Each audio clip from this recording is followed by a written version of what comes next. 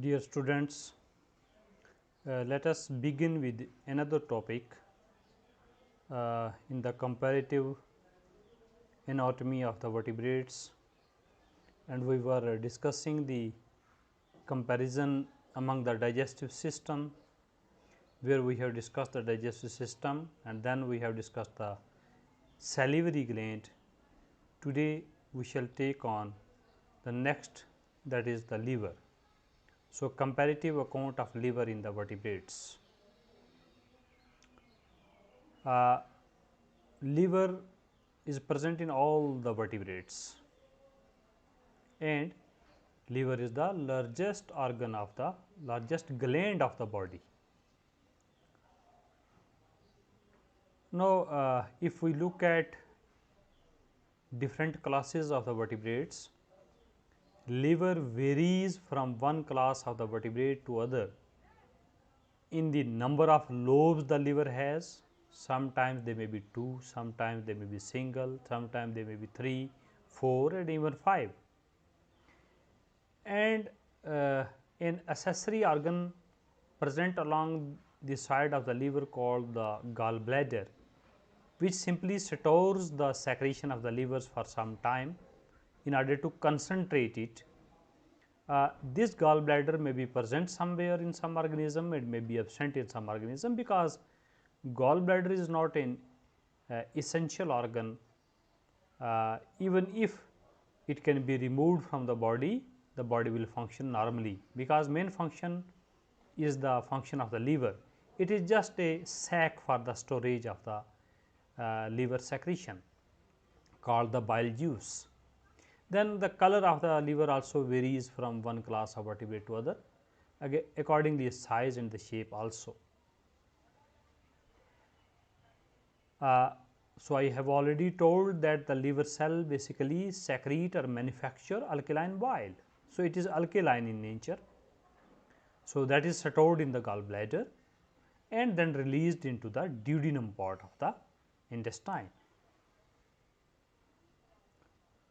This bile secreted by the liver does not have any sort of digestive enzyme.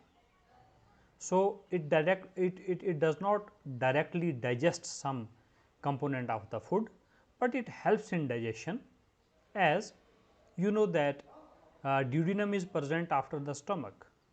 In the stomach we have discussed that HCl is produced. So, the food present inside the stomach will be of acidic in nature, but when the food will enters into the intestine, small intestine in the duodenum part, here the enzymes from the pancreas and the wall of the intestine will act upon the food material, but in the alkaline medium they cannot act upon it in the acidic medium. So, the acidic medium of the stomach is changed to alkaline medium with the help of the bile juice, because they are alkaline in nature.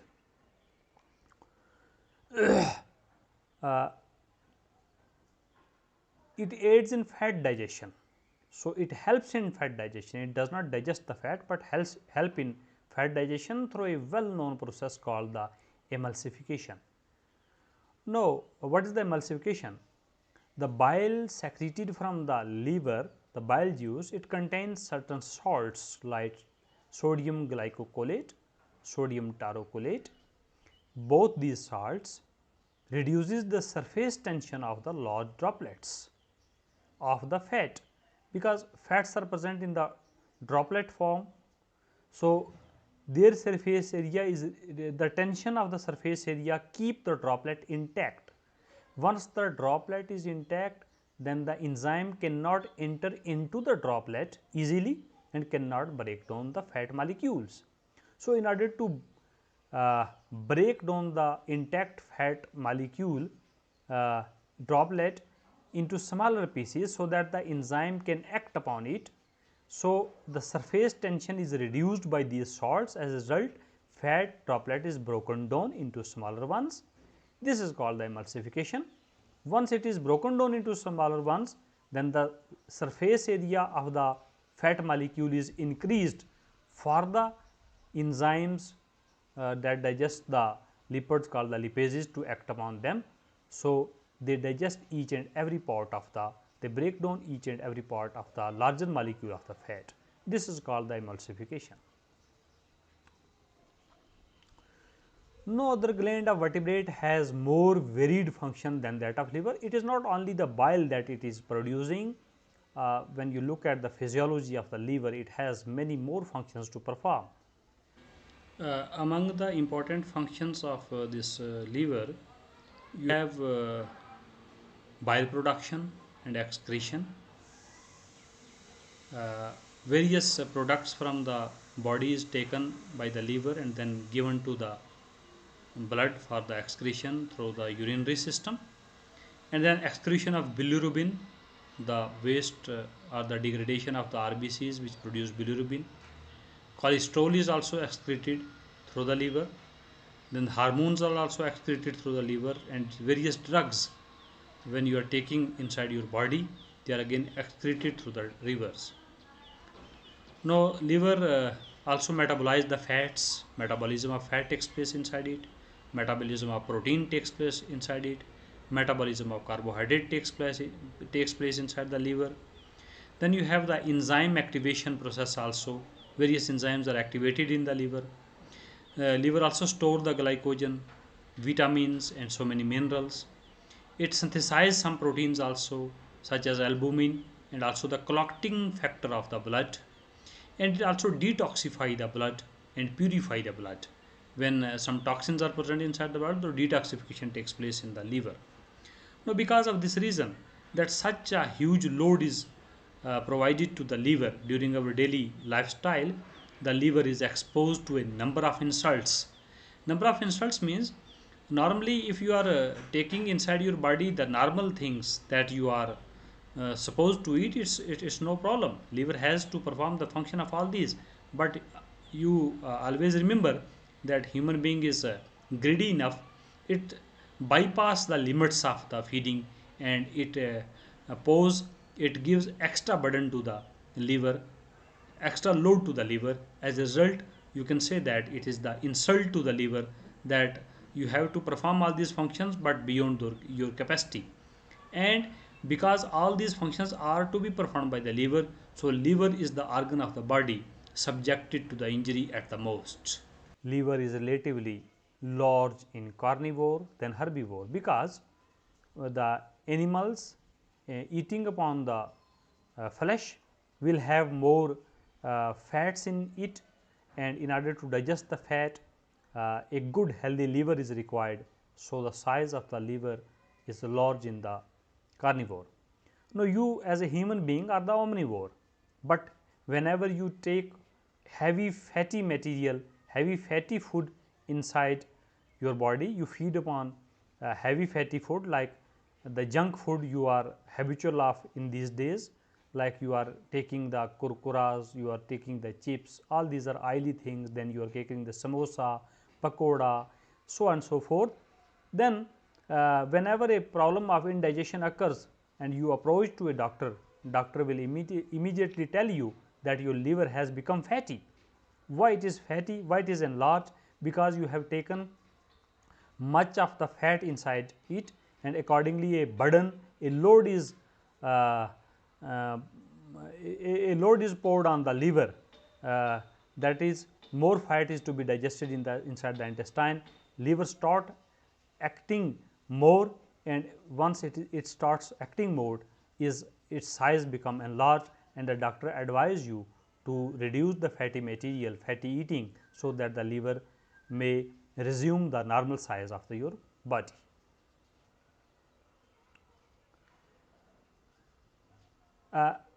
Liver arise as a bud from the duodenum. This is the stomach, this is the duodenum. It arises as a bud. This bud during the embryonic development, this bud then branches repeatedly into two, the anterior branch and the posterior branch. The anterior branch repeatedly divide to form a liver, that is the liver proper you can say, and the posterior branch repeatedly divide to form the gallbladder, to form the duct coming out of the gallbladder called the cystic duct, to form the common bile duct which is formed by the cystic duct and the hepatic duct coming from the liver that then opens into the duodenum. As I have already told that this gallbladder is not so essential for the survival of the individual. You can remove it, that you might have observed in your daily life, that whenever there is a gallbladder stone, then the gallbladder is removed by the doctor, and in that case the storage of the liver product will not be in your body, and the secretion of the liver will be directly poured into the duodenum.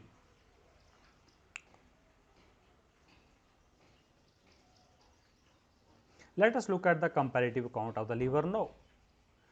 In the cyclostomes, the round mouthed fishes, the liver is very small, single lobed, it has single lobe, without gallbladder in lampreys, and in case of the hag fishes, the reverse is the condition, it is double lobed with gallbladder.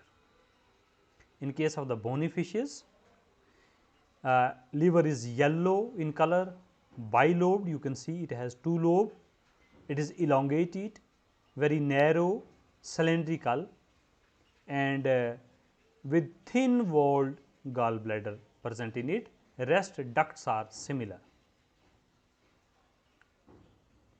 Then you look at the amphibians.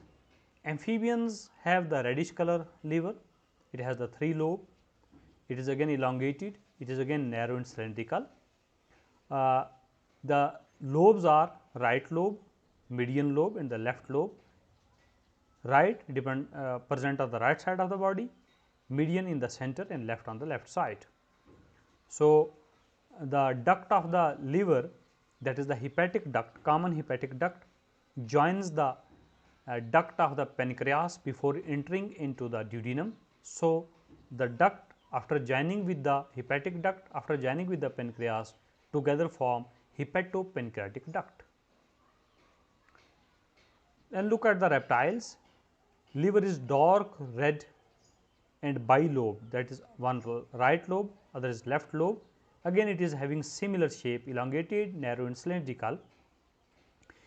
Third lobe is very minor and is attached to the left lobe only. Then you look at the aves, liver is short. No, the shape has changed after this. It is short, broad and flattened. Short, broad and flattened liver is present in aves as well as in the coming class mammal also, that we will discuss in the next slide. It is a dark red in color and it is bilobed, large right lobe and the small left lobe. So, two lobes are not of equal size. Gallbladder is present in many birds and absent in many birds. Two bile ducts from the left lobe and the right lobe, they separately enters into proximal limb of duodenum and the distal limb of duodenum. So, they do not join to form the common bile duct. Then in case of the mammals, we shall take the example of the human being. Again I have told that now birds and mammals have the similar shape, short, broad and flattened, and many lobe liver is present in the mammals. Gallbladder is absent in many mammals like rats, hyrax, whales, horse, etc. In human, the liver is a reddish color, it is spongy organ and it occurs on the right side of abdomen just below the diaphragm. Its weight is in normal human body 1.5 to 1.8 kg. Liver is supported by abdominal cavity, in abdominal cavity by a wall, by a fold called the fold of peritoneum. So, visceral organs are kept inside the abdominal cavity in a proper location by a covering or the fold of the layer that is coming from the wall encircling the liver and then again getting attached to the wall, so that they remain fixed at the proper position. This is called the peritoneum. Now, here the liver is divisible into large right lobe and the small left lobe. This one is the small left lobe, this is one the large left lobe. They are separated by the falciform ligament. So, two lobes are separated over there. Now, if you look at the back side of this, you may have two other lobes also, the quadrate lobe and the caudate lobe, they are very small. A slate blue or yellow green small muscular and elongated pyriform sac. So, talking of this, the gallbladder, it is having the blue or yellow green color, it is muscular, it is elongated and having the pear shaped body. So, this is called the gallbladder, which serves as a storage host of the secretion of the liver. So, its size is 7 to 10 centimeter long, 3 centimeter broad, and it can store 30 to 50 ml of the bile juice inside it. In case of the rabbit, liver is 5 lobed. A small Spigillin liver lobe, first lobe, it is present on the left side, then the second left lateral lobe, then the third left central lobe, and the 2 lobes on the right side. One is called the right central lobe of the liver, and other this one is called the caudate lobe of the liver. Gallbladder is absent in many mammals, I have already talked to you. Now, look at the histology, that what is the cellular structure of the liver, what are the cells with which it is composed of. Now, first of all, the outermost covering of the liver is called the liver capsule. Internally, if you look at, the liver has about 1 million polygonal hepatic lobules. These are called the hepatic lobules. So many hepatic lobules are present, about 1 million in the human being. Each hepatic lobule is separated from one another with the help of the septa. This septa is basically the extension of the liver capsule. So, at the surrounding of the liver, you are having the liver capsule. From the liver capsule, the extension is coming inside, which is separating them, but this separation is not complete, it is incomplete separation. So, this extension, this septa is also called as Gleason's capsule. Hepatic lobules are structural and functional unit of liver. So, basically each lobule is a one structural and functional unit of liver. So many lobules comes together and form the liver. A lobule has, now look at the structure of the each lobule. Each lobule has, in turn you can look at over there, a central vein, the intralobular vein, that means present within the lobule, you can see over there, and then the radially arranged hepatocytes, the hepatic cells, they are present in the cords. So, you can see they are the long cords, these are made up of the cells which are called the hepatocytes. These hepatocytes secrete the bile juice. They also contain the glycogen, the reserve food material. They also contain the lipid, and they also contain the intermediate cytokeratin filaments in them. Now, in the intercellular spaces, that means these are the cords which are present, or these are the cords, or these are the cords which are present. You have the spaces between these cells which are called as intercellular spaces. Intercellular spaces are also called canaliculi. You can see this is the space is called the canaliculi. So, the canaliculi in turn join to form the bile ductule. So, this is the space, green space present within the cell, canaliculi. So, canaliculi joins to form the bile ductule. Now, lobules also possess sinusoids. Sinusoid is again the blood filled spaces. So, you have the blood spaces, you can see this space is also having the blood in it. So, they are called the sinusoids. Now, here the blood vessels have incomplete endothelium. If there is a complete endothelium, then the blood must be inside the blood vessel, but once the endothelium is incomplete, then the blood comes out inside the spaces present within the cell called the sinusoid. So, because the endothelium is incomplete over there.